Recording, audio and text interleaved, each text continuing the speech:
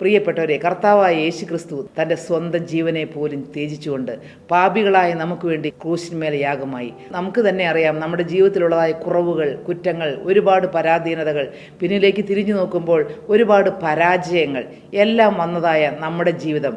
എന്നാൽ നമ്മെ ഓരോരുത്തരെയും സ്നേഹിച്ച് കർത്താവായ യേശു ക്രിസ്തു ക്രൂശിന്മേൽ തൻ്റെ അവസാന തുള്ളി രക്തം വരെയും ഊറ്റിക്കൊടുത്തു. എനിക്ക് വേണ്ടി എൻ്റെ യേശു ക്രൂശിന്മേൽ കയറി എന്ന് വിശ്വസിക്കുന്നുവെങ്കിൽ ഈ കർത്താവായ യേശു ക്രിസ്തുവിൻ്റെ രക്ഷണീയമായ വേലയിൽ നമ്മുടെ അകൃത്യങ്ങൾ നിമിത്തം മുറിവേറ്റും തകർന്നും ഇരിക്കുന്നു എന്നുള്ളതായ ആ കാഴ്ച കണ്ടാൽ, എനിക്ക് വേണ്ടി ക്രൂശിന്മേൽ കയറിയ എൻ്റെ കർത്താവിനെ കണ്ടാൽ എൻ്റെ ജീവിതത്തിൻ്റെ നിരാശകൾ മാറും. ഹല്ലേലൂയ.